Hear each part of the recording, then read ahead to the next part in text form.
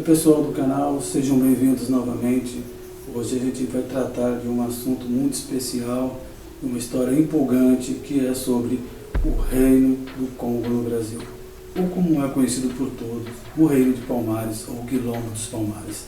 Tá? Vamos desmistificar essa história, vamos levar para você todos os fatos históricos ligados a ela, também a história de todos os heróis que participaram dessa história.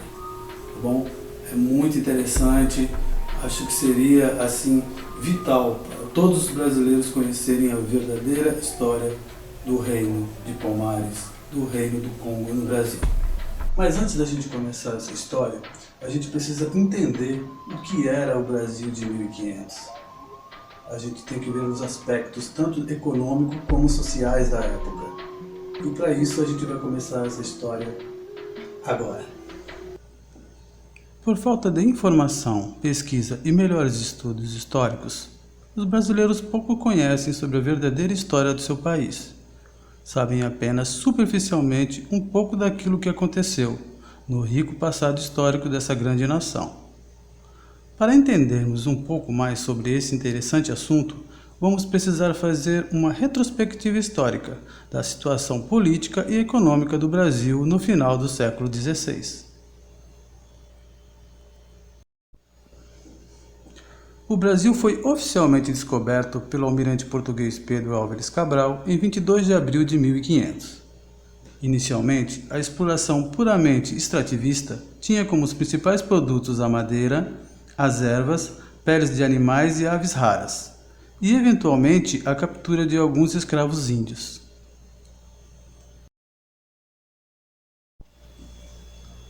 O fidalgo Jerônimo de Albuquerque, cunhado de Duarte Coelho Pereira, fundador do engenho de Beberibe em Pernambuco, pediu autorização ao rei de Portugal para importar os primeiros escravos negros da Guiné na África. Isso ocorreu aproximadamente em 1538. Assim, se iniciava o triste período de escravização dos negros africanos no Brasil. Rapidamente, a ganância do ser humano levou os comerciantes de escravos a vender os negros como se fossem mercadorias, adquirindo-os de todas as formas de várias tribos africanas. A maioria dos negros da Bahia é descendente dos escravos que vieram da cidade de São Jorge da Mina, na Guiné, onde eram usados em trabalhos de mineração. O tráfico de escravos dava lucro à coroa portuguesa, que estimulava essa prática, já que também cobrava impostos dos traficantes. Outra região que fornecia muitos escravos para o Brasil era o Reino do Congo, que utilizou essa prática por mais de 300 anos. Apesar do homem branco comercializar os escravos, eles não entravam nas savanas e florestas para capturá-los. Eram os próprios africanos que se escravizavam-se uns aos outros. Este processo era de acordo com as etnias e com a supremacia de algumas tribos sobre as outras. Aqui no Brasil, os negros foram usados nas lavouras e nos serviços domésticos. As profissões liberais naquela época eram mais desenvolvidas pelos chamados cristãos novos, judeus e os muçulmanos convertidos ao cristianismo, para escapar das fogueiras da Inquisição. Durante a União Ibérica, que foi a união das monarquias de Portugal e Espanha em 1580 e que durou até 1640, relaxou a vigilância e o controle das capitanias hereditárias. Os escravos africanos também perceberam isto, e assim começaram a acontecer as primeiras fugas de escravos para as matas e as regiões mais afastadas do litoral brasileiro. E a partir de 1588, eles começaram a se reunir em aglomeramentos populacionais chamados de mucambos. Um grupo de mocambos formava um quilombo. Foi nesta época que começou a aparecer a figura do capitão do mato, que era o encarregado de caçar os escravos fugidos. Em 1606, um grupo de escravos jagas, que vieram de Angola, conseguiu fugir de algumas fazendas da capitania de Pernambuco e procurou se estabelecer na região oeste do atual estado do Alagoas, onde existia uma grande região montanhosa e selvagem. Neste local, na Serra da Barriga, eles deram início a um mocambo que ficou famoso entre os escravos Ele foi chamado de Angola Janga, ou Pequena Angola. Esse Mucambo daria origem ao famoso Quilombo dos Palmares. Já nos primeiros anos da sua formação, o Mucambo de Angola Janga começou a dar problemas, porque os negros invadiam as fazendas da região para libertar escravos, roubar armas e comida. E também para raptar as mulheres, pois elas faziam falta no Mucambo. Alguns negros, por falta de mulheres, chegaram a casar com as índias daquela região. A prosperidade da produção açucareira no estado do Brasil começou a despertar a cobiça de outras nações, principalmente da Holanda, que tinha planos de invadir a região nordeste do Brasil, com a intenção de se apoderar dessa grande região produtora de açúcar. Em 1630, os holandeses invadem e assumem o controle do litoral de Pernambuco e das áreas produtoras de açúcar no Nordeste, que a partir desse momento passou a se chamar Nova Holanda. Nesta época, a fama do Angola Janga já era muito conhecida por todos os moradores da capitania de Pernambuco. Sabemos também que existem muitos documentos guardados na Holanda e em Portugal sobre este período da nossa história, e que precisam ser traduzidos e estudados. Porém, os pesquisadores brasileiros não têm incentivos financeiros para o custeio dessas pesquisas. Com isso, a nossa história e cultura sofre com o descaso. No final do século XVII, cerca de 40% de toda a população escrava existente no mundo estava localizada aqui no Brasil. A grande maioria da nossa população era constituída por escravos. É nessa altura da nossa história que entra em cena outra grande personagem histórica muito pouco conhecida pelos brasileiros. Ela foi a mais importante mulher do Quilombo dos Palmares. Estou falando de uma princesa forjada no clamor das batalhas e de sangue nobre. Seu nome era Alcatune Mohamed da Silva Santos, primeira rainha e criadora do famoso Reino dos Palmares. Alcatune nasceu na África e era filha do rei do Congo, conhecido como Dom Antônio Manimuzala I. Ela chegou ao Brasil com os 3 filhos já adultos, todos nascidos no Reino do Congo. O mais velho chamava-se Gangazumba, o segundo filho Ganazona e uma filha chamada Sabina, que muitos historiadores alegam ser a mãe de Zumbi. Fato impossível de ser verídico, já que Sabina teria chegado ao Brasil em 1666, junto com sua família, e Zumbi teria nascido em Angola Janga em 1655, 11 anos antes. Portanto, em sua origem, Zumbi não tinha sangue real congolês. Alcatune era uma brava guerreira e liderou um exército de 10.000 homens em 1665 contra a tribo dos Jagas e do exército português. As forças do Reino do Congo foram derrotadas. Alcatune foi capturada e seu pai teve a cabeça cortada e exposta em praça pública. O que muitos historiadores não sabem é que o rei do Congo, Dom Antônio, foi derrotado por forças armadas vindas do Brasil, controladas pelo paraibano André Vidal de Negreiros, que na época era governador de Luanda, em Angola. A chacina teria sido grande e cruel, porque, segundo relatos daquela época, as tropas portuguesas mataram mais de 100.000 congoleses, o que, sem dúvida, é uma quantidade impressionante de mortos. Alcatune, os seus filhos, membros da realeza do Congo e seus oficiais, foram aprisionados e vendidos como escravos. Em seguida foram encaminhados para o porto de embarque, de onde seguiram viagem para o nordeste do Brasil. Durante essa viagem, ao cruzar o Oceano Atlântico, Alcatune, que já devia estar com uns 47 anos de idade, foi abusada sexualmente, por várias vezes por marinheiros. Chegando ao porto do Recife, em Pernambuco, Alcatune e seus filhos foram comprados pelo engenho Porto Calvo, em Alagoas. Alcatune era uma mulher bonita e com porte de nobreza. Foi comprada para ser escrava reprodutora. E quando chegou a Porto Calvo, foi obrigada a se casar com um escravo do engenho, para fins de reprodução. Mas uma princesa do Congo, uma das últimas herdeiras vivas e acostumada a mandar e a liderar, não ia mesmo se acomodar no papel de escrava. Alcatune e os seus aliados planejaram bem a sua fuga, e quando eles estavam numa plantação de cana, mesmo ela estando grávida, conseguiu escapar. Em sua companhia, os seus filhos e os demais escravos da sua etnia. Empenharam-se na mata existente naquela região. Alcatune já tinha ouvido falar em Angola Janga, e foi para lá que se dirigiu durante a sua fuga do engenho Porto Calvo em 1666. Ela liderou um grupo de cerca de 200 escravos negros que foram se juntando a ela em busca da liberdade. Muito provavelmente alguns desses escravos já tinham lutado com ela na Guerra do Congo. Ao chegar no Quilombo, foi logo reconhecida e recebida com honrarias. Concederam a ela o direito de ter seu próprio mucambo, e a partir daí começou a influir cada vez mais na vida daquele grande comunidade negra. Acabou fundando o Reino de Palmares entre os anos de 1669 a 1672, sendo eleita depois sua primeira rainha. No Reino de Palmares, o governo de cada território quilombola era dado para aqueles que já tinham sido chefes em outras ocasiões. Com seus conhecimentos políticos e a sua estratégia de guerra, Alcatune foi fundamental para a consolidação do Estado Negro do Reino de Palmares, que também foi chamado de República dos Palmares.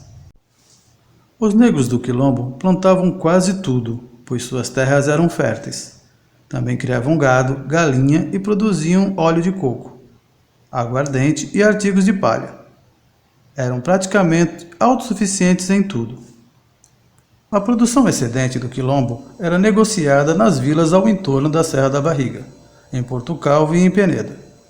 Eram trocados por sal, armamentos, ferramentas, pólvoras e outros bens. Havia um intenso intercâmbio comercial com os brancos e com as tribos indígenas. Em 1670, o Quilombo dos Palmares contava com cerca de 50 mil habitantes. E existiam no mínimo 11 mocambos dentro do Reino Negro. O Mocambo dos Macacos, que era uma espécie de capital do reino, tinha cerca de 1.500 casas e uma população estimada de 8 mil habitantes. Era protegido por uma cerca de madeira dupla e por torres de observação. O Mocambo do Amaro tinha cerca de 5 mil habitantes. E o Mocambo de Subupira era onde ficava o centro do poder militar e o conselho dos chefes dos Mocambos. Em 1677, a aldeia de Alcatune, que estava idosa, foi queimada durante uma expedição que a destruiu. Não sabemos se a antiga rainha, que tinha mais ou menos 61 anos nessa ocasião, foi morta ou conseguiu escapar. Gangazumba nasceu no Congo em 1633 e tinha 38 anos quando se transformou no segundo rei do Reino de Palmares. Ele reinou por 8 anos, de 1670 até 1678, quando morreu, envenenado pelos seguidores de Zumbi. O Reino dos Palmares predominava a poliandria, ou seja, uma mulher poderia ter vários parceiros e filhos com todos eles. Isso servia para evitar as brigas entre os homens pela falta de uma companheira. Entre aqueles que ocupavam posições mais relevantes, predominava a poligamia, ou seja, um homem poderia ter várias mulheres. Gangazumba, por exemplo, tinha 3 mulheres e várias concubinas. Em 1671, teve início a luta do governo da capitania e dos senhores de engenho do sul de Pernambuco contra o Reino de Palmares. Essa luta foi motivada pelo medo do Quilombo se transformar em uma força incontrolável. O Reino dos Palmares era uma grande ameaça para os engenhos e a cidade do Recife. Começou então o período que alguns historiadores chamam de a Guerra dos Palmares, que durou aproximadamente 24 anos. Dessa data em diante, várias investidas foram feitas contra Palmares, de 1571 a 1573. O governador de Pernambuco, Fernão de Souza Coutinho, aprisionou cerca de 200 quilombolas e matou vários outros. Porém, não conseguiu conquistar Palmares. Em 1674, o famoso Terço dos Henriques, conhecido também como o Batalhão do Terço da Gente Preta, formado por negros e comandado por Henrique Dias, que também era negro, após várias baixas, desistiu sem sucesso. Em 1675, o sargento-mor Manuel Lopes atacou o Mucambo com cerca de 2.000 moradias. Nesses combates, foi ferido o jovem Zumbi dos Palmares, que levou um tiro na perna que o deixou manco para o resto da vida.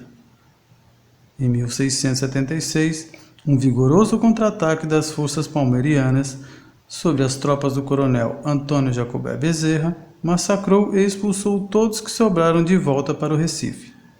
Foi a maior vitória de Gangazumba, e, embalado com essa vitória, prosseguiu na guerra e atacou Porto Calvo, destruindo todos os engenhos pelo caminho, tornando-se grande inimigo da família Lins, que nos anos seguintes financiou várias expedições contra Palmares, juntamente com outros fazendeiros daquela região. O maior inimigo do rei Gangazumba, sem dúvida alguma, foi o astuto sertanista Fernão Carrilho, que adotou a estratégia de atacar os Mucambos dos líderes, para matar o maior número de nobres e forçar um acordo com Gangazumba. Foi durante um desses ataques que a rainha Alcatune sumiu para a história. Seus 2 filhos, Ganazona e o próprio Gangazumba, foram feridos nessa investida, que também matou 3 filhos de Gangazumba. Diante de tamanha chacina, Gangazumba resolveu entrar em acordo com o governo de Pernambuco para parar com a guerra. No começo de 1678, o governador da capitania de Pernambuco, Pedro de Almeida, ofereceu ao rei Gangazumba um acordo de paz, onde todos os negros nascidos dentro do Quilombo dos Palmares seriam considerados livres, e Gangazumba continuaria sendo líder, e poderia escolher uma região no Vale do Cucaú e levar o seu povo para lá viver livremente. Em troca, se comprometeria a entregar para as autoridades os escravos que fugissem e fossem para Palmares. Também teriam que se sujeitar às leis das autoridades portuguesas. Gangazumba aceitou o acordo em 1678 e partiu para o Vale do Cucaú com os seus familiares e todos que quiseram segui-lo, também aqueles que aceitaram o acordo de paz. Porém, Zumbi dos Palmares não aceitou o acordo e decidiu continuar a guerra. Em seguida, enviou uma tropa de guerreiros de sua confiança para uma conversa com Gangazumba no Vale do Cucaú. Porém, ao invés de conversa, envenenaram Gangazumba, que antes de morrer, empossou seu irmão Ganazona como herdeiro do trono de Palmares. Mais tarde, todos aqueles que foram morar no Vale do Cucaú foram reescravizados e distribuídos entre os senhores de engenho da região. O reinado de Ganazona durou 1 ano. Zumbi assumiu o trono de Palmares, mesmo sem ter sangue real e nem pertencer à linha sucessória do reino. Mas não há registros de como e nem por que isto aconteceu. Ganazona desapareceu da história sem deixar vestígios, colocando um fim contraditório e melancólico no Reino do Congo no Brasil. Zumbi estava certo em não querer fazer acordo com os traiçoeiros representantes da coroa portuguesa, mas errou em permanecer na Serra da Barriga. Em 100 anos de guerras, ensinaram aos seus inimigos todas as suas táticas de defesa e ataque, o que deixou o exército de Zumbi bem previsível e facilmente combatível. Com apenas 25 anos de idade, Zumbi dos Palmares foi aclamado em 1680 como o 4º rei do Reino dos Palmares, onde reinou por 14 anos. Pelo estado de guerra em que viviam no Quilombo, o período do reinado de Zumbi foi uma verdadeira ditadura, onde todos os direitos da população eram definidos por ele. Ninguém podia sair das terras do Quilombo sem a sua autorização. Quem desobedecesse era sumariamente executado. Durante os ataques às fazendas e aos engenhos, os escravos que se recusassem a se unir a ele eram levados como escravos para servir dentro do Quilombo. É muito contraditório que Zumbi seja o símbolo da liberdade quando ele próprio tenha instituído essa prática dentro de Palmares. Quando tinha apenas 6 anos de idade, Zumbi foi capturado pela expedição de Brás da Rocha Cardoso, dentro da região de Angola-Janga. É levado para a paróquia de Porto Calvo, onde foi entregue aos cuidados do padre Antônio Melo, que cuidou de sua educação. Zumbi foi batizado com o nome de Francisco. Aprendeu a falar português e também o latim. mas quando completou 15 anos, resolveu fugir e voltou para o quilombo de Palmares. Ao chegar em Palmares, Zumbi logo aprendeu a lutar. E quando tinha cerca de 20 anos de idade, ajudou a combater a expedição do sargento Manuel Lopes em 1675. Zumbi mostrou muita coragem e já despontava como uma das grandes lideranças do quilombo. A Zumbi é atribuída a famosa frase: "Aquele que não quer ser escravo não deve ter medo de morrer". Mais tarde, Zumbi casou-se com Dandara, uma guerreira negra do quilombo, com o qual teve 3 filhos. Muitos historiadores confundem o paulista, sertanista e bandeirante Domingos Jorge Velho com Jorge Velho, destruidor de Palmares, que na verdade era sobrinho do bandeirante. Era caboclo, que tinha a aparência de um selvagem, andava descalço e não sabia falar português, apenas tupi. Mas estava acostumado a organizar grandes expedições para combater índios e os negros quilombolas. Jorge Velho contou com a ajuda dos contingentes de soldados sob o comando do capitão-mor Bernardo Vieira de Melo, outro bandeirante. O total das forças que atacaram o Mucambo dos Macacos na Serra da Barriga foi estimado em cerca de 8.000 homens, com escopetas e também canhões. Esta foi a maior expedição militar no período colonial, uma vez que implicou com a mobilização das tropas militares de Pernambuco, Paraíba, Rio Grande do Norte, Bahia e Maranhão. As tropas de Jorge Velho e Bernardo Vieira cercaram o Mucambo e construíram uma paliçada com cerca de 600 metros, bem em frente à paliçada dupla do Mucambo dos Macacos, de onde podiam facilmente manobrar os canhões para disparar. No dia 6 de fevereiro de 1694, depois de um cerco de 3 anos e uma grande batalha final de 22 dias, o Mucambo dos Macacos, a grande capital do Reino dos Palmares, foi finalmente destroçada. Dandara dos Palmares e outros guerreiros preferiram suicidar-se a serem capturados, atirando-se das montanhas quando foram cercados pelas tropas inimigas.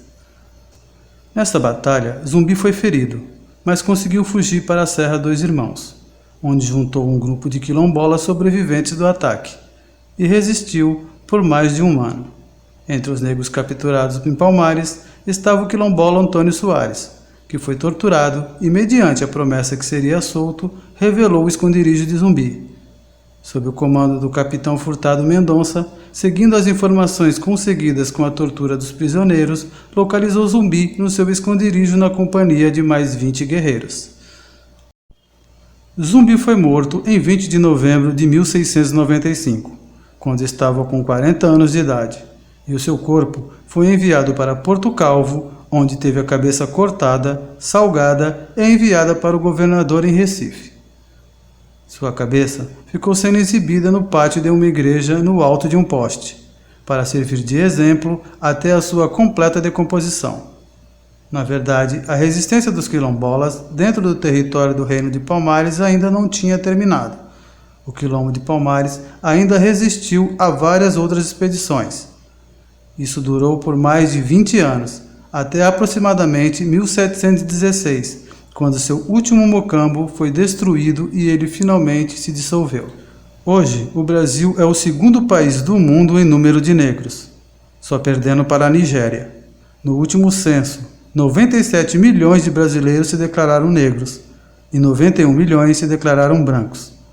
Assim, mais da metade da população atual do Brasil é negra e descendente de povos africanos. O sonho de liberdade dos escravos negros continuou vivo por mais de um século, vindo a concretizar-se somente em maio de 1888, com a completa abolição da escravatura.